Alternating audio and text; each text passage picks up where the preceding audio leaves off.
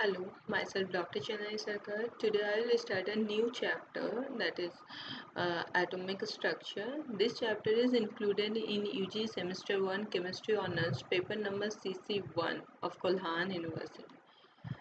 The contents are idea of de Broglie wave matters wave and Heisenberg uncertainty principle, atomic orbitals, Schrödinger wave equation, significance of eigenvalue and eigenfunction psi square, quantum numbers, radial and angular wave function and probability distribution curves, shapes of s, p, d orbitals, Auer principle and Pauli exclusion principle, Hund's rule of multiplicity, electronic configuration of the elements, effective nuclear charge. तो जैसे कि first है de Broglie web matters.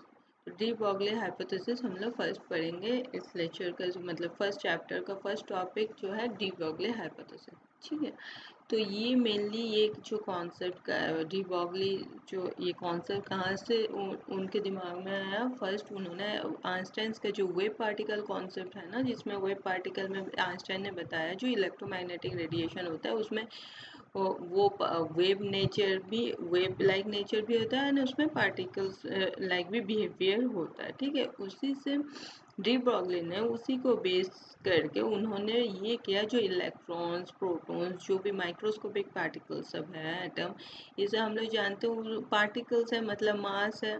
तो उन्होंने इसमें निकाला कि जो भी ये माइक्रोस्कोपिक पार्टिकल है उसका भी डुअल नेचर होता है, वो भी क्या है एज ए पार्टिकल भी बिहेव करता है एंड एज अ वेव भी। जैसे यहाँ पर दिया है according to de Broglie hypothesis क्या है, all matters have dual nature as a particle and as a wave, मतलब उसमें वेवलेंथ लैम्डा भी होगा एंड पार्टिकल के लिए क्या है मास भी उसमें होगा। तो कोई भी पार्टिकल आइंस्टाइन ने क्या बताया, जो इलेक्ट्रोमैग्नेटिक रेडिएशंस होता है उसमें क्या है रेडिएशंस है तो मतलब वेव है एंड वो पार्टिकल इन नेचर भी होता है। ठीक है, जो क्वांटम एनर्जी ये सब जो हम लोग आइंस्टाइन वेव पार्टिकल थ्योरी पहले पढ़ चुके हैं, +2 में भी था, इवन फिजिक्स में भी आप लोग सब पढ़े होंगे।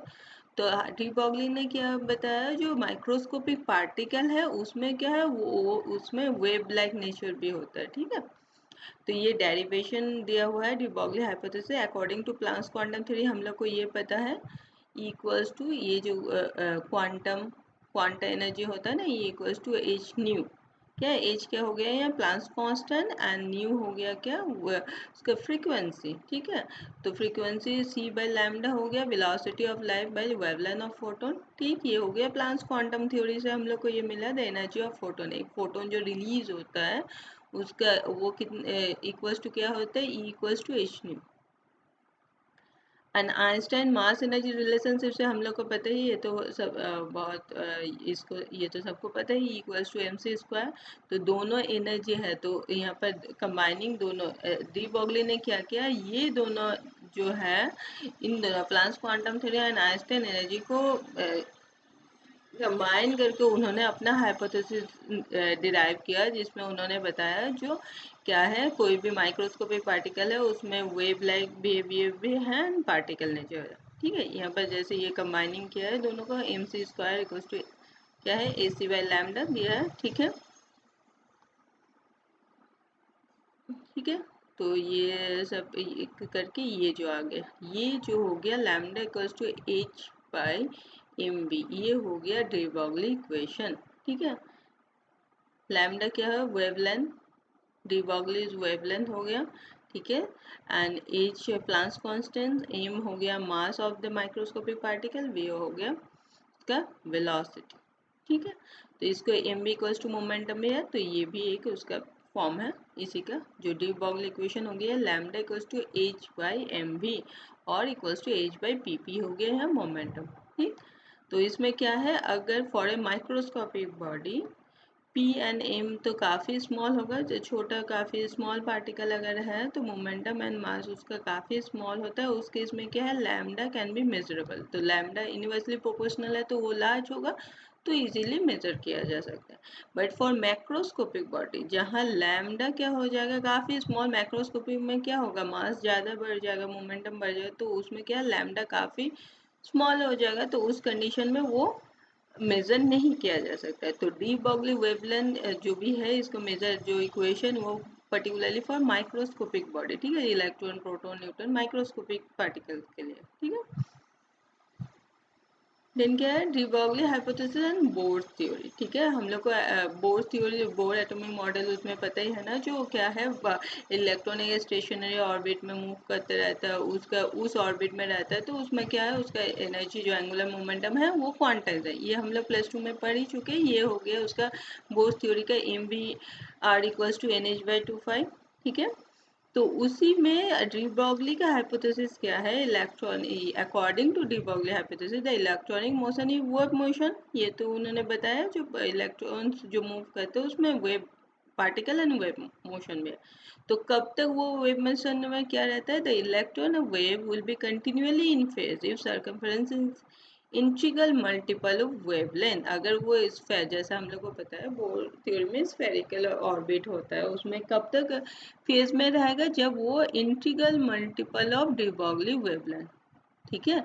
तो मतलब वो स्टेशन है, हम लोग को क्या पता है एटॉमिक मॉडल से, इससे पता है ना, जो वो कंटिन्यूअसली इलेक्ट्रॉन मूव करते रहता है स्टेशनरी ऑर्बिट में, वो फिक्स पोजीशन में, उसमें ना इधर उसका एनर्जी लॉस होता है, ठीक है, ना एनर्जी एब्जॉर्ब करता है। जब वो उस एनर्जी और लेवल से दूसरे एनर्जी और लेवल में जंप करता है, तभी आइदर एनर्जी रिलीज होता है या एब्जॉर्ब होता है, यही पता है।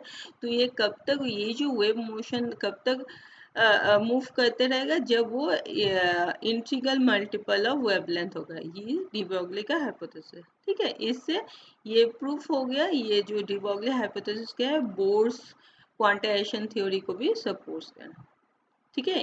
ये प्रूव कर दिया ना, 2πr, ये जो स्फेरिकल अगर है 2πr हो गया सर्कमफ्रेंस, ठीक।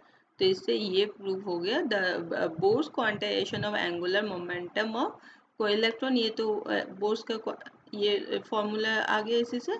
तो hence D Broglie hypothesis suppose bourse theory also, ठीक है, क्लियर। मतलब ये जो डी ब्रॉगली वेवलेंथ है वो इंटीग्रल मल्टीपल होगा, तो वो जो mvr इक्वल्स टू nh/2 का जो बोर्स थ्योरी जो है, स्टेशनरी ऑर्बिट में जो इलेक्ट्रॉन मूव करता रहता है, बोर्स एटॉमिक मॉडल में हम लोग पढ़े हैं ना डिफरेंट पोस्टुलेट, तो उसमें ये भी एक है। तो कब तक होगा, जब तक वो इंटीग्रल मल्टीपल ऑफ वेवलेंथ हो। देन हाइजेनबर्ग अनसर्टेनिटी प्रिंसिपल, ठीक है। ये क्या है, the momentum and position of a moving particle such as electron are called conjugated properties, ठीक है।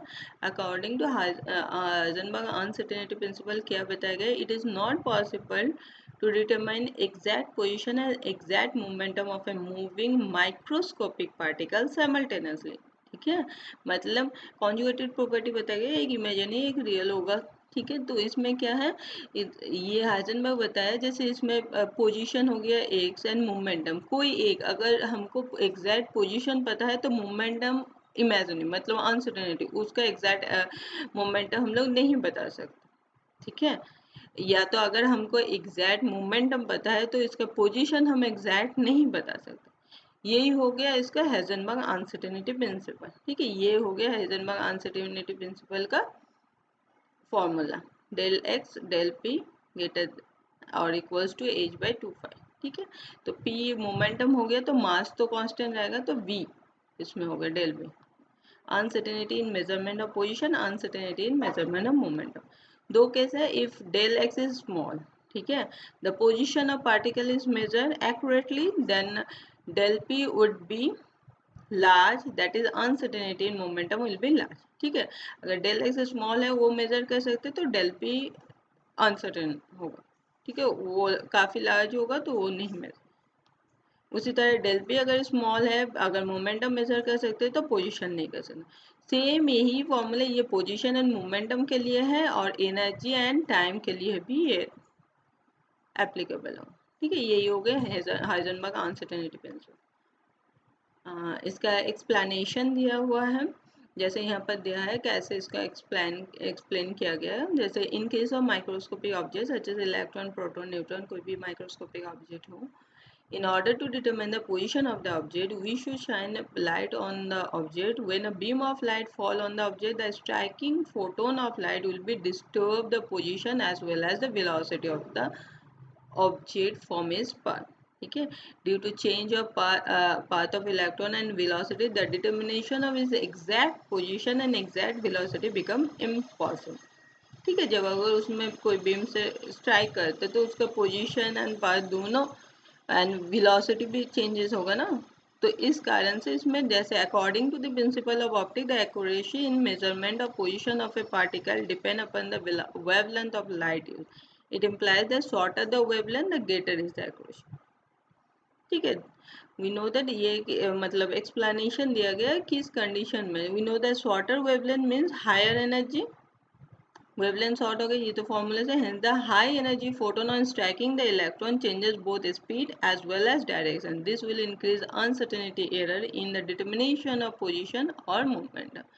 ठीक है, ये तो सिंपल एक्सप्लेनेशन दिया है अनसर्टेनिटी का, किस तरीके से अगर हम लोग यहाँ पर माइक्रोस्कोप दिया हुआ है, जैसे फोटोन स्ट्राइक कर रहा है, ठीक है, न्यू पाथ, अभी ये इलेक्ट्रॉन मूव कर रहा है अपना सर्कुलर पाथ में, अभी इसमें फोटोन अगर स्ट्राइक किया तो इसका path new path and velocity हो, एंड ये कुछ रिफ्लेक्टेड फोटोन हो, तो इसमें क्या है अनसर्टेनिटी है. ये बताया गया जो ये किस पाथ में जाएगा ये इसका कुछ सर्टेनिटी नहीं है, इसी कारण से क्योंकि उसमें क्या है वेव नेचर भी है एंड आपका पार्टिकल नेचर भी है.